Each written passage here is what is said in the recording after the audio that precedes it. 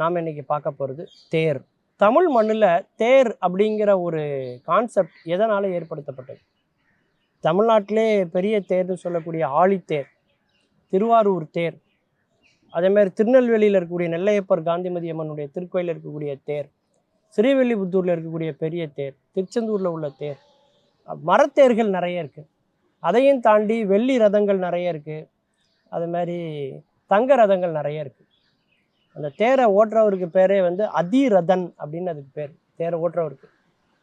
அதாவது ராமருடைய அப்பாவுக்கு பேரே வந்து பார்த்திங்கன்னா தசரதன்னு பேர்.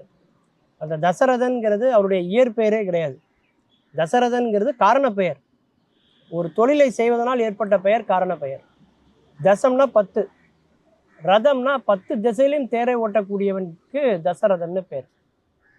கிழக்கு மேற்கு தெற்கு வடக்கு 4 திசை, தென்மேற்கு வடகிழக்கு அப்படி பார்த்தீங்கன்னா அதில் ஒரு 4 திசை 8 திசை, மேலே ஒன்று கீழே ஒன்று 10 திசை. இப்படி 10 திசையிலும் தேரை ஓட்டுவதால் அவருக்கு தசரதன் என்ற பெயர். அது காரண பெயர் தான்.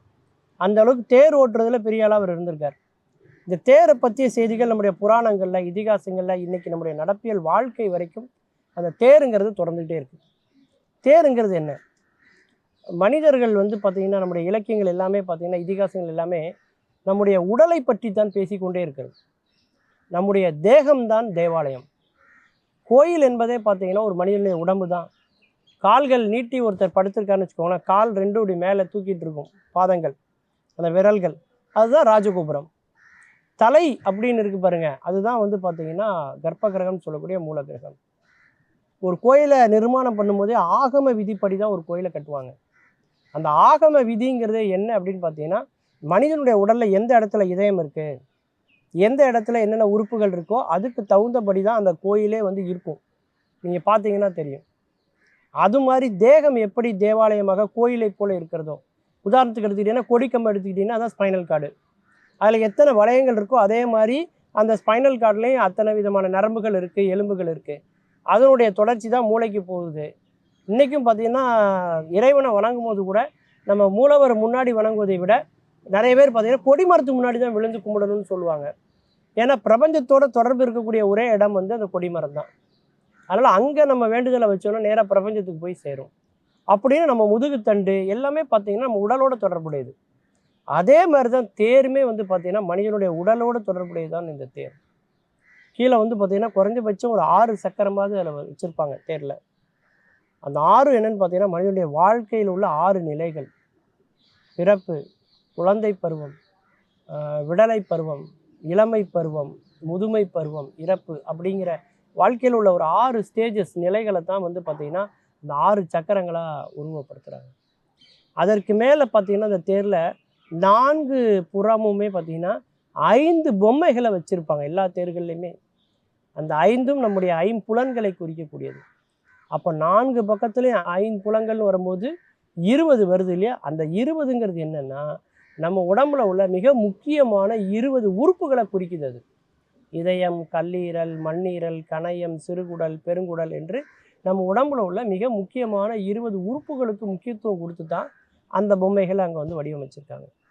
இந்த தேரில் வந்து பார்த்திங்கன்னா எல்லா தேர்லையுமே முன்னாடி சில குதிரைகளை வச்சுருப்பாங்க. இந்த குதிரைகள் என்ன அர்த்தத்தை சொல்லுது அப்படின்னா, நம்முடைய இந்திரியங்கள் இருக்குல்லையா, நம்முடைய 5 அடக்கி நம்ம வாழணும்.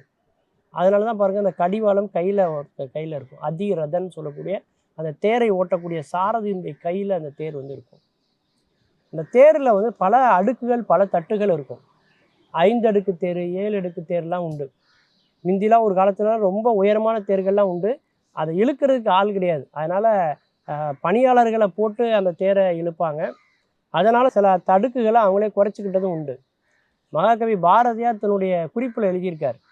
தன்னுடைய தந்தையாருக்கு பயந்து நெல்லையப்பர் கோயிலினுடைய அந்த தேரிலே அமர்ந்து யாருக்கும் தெரியாமல் அவர் வந்து தமிழ் படித்திருக்கிறார், கவிதை எழுதியிருக்கிறார் ஒரு காலத்துலலாம். அந்த அளவுக்கு அவர் வந்து தேரோடு தொடர்புடையவருங்கிறத அந்த செய்தியில் தெரிஞ்சுக்கிறோம். அந்த தேர்களில் வந்து பார்த்திங்கன்னா மிக முக்கியமாக அதனுடைய மேல் தட்டுகள்லாம் பார்த்திங்கன்னா மனிதனுடைய உடலை மையப்படுத்தியே இருக்கும். அதனால தான் பார்த்திங்கன்னா இதயம் எங்கே இருக்குன்னா இந்த இடத்துல இருக்குது இல்லையா? அதே மாதிரி தேரில் இறைவனை எங்கே வைப்பாங்கன்னா உயரத்தில் அந்த இடத்துல வைப்பாங்க. அப்போ இதயம் இருக்கிற இடம், இறைவன் இருக்கிற இடம், அது பரிசுத்தமாக இருக்க வேண்டும் அப்படின்னு தேருங்கிற தலைப்பை நம்ம ஆராய்ச்சி பண்ணோன்னா இன்னும் ஏராளமான பல செய்திகள் நம்ம தெரிந்து கொண்டே இருக்கும். அது ஒரு தேரோட்டத்தை போல இருக்கும். மீண்டும் பல புதிய தகவல்களோடு அதில் அறியப்படாத பக்கங்களோடு உங்களை சந்திக்கிறேன். நன்றி, வணக்கம்.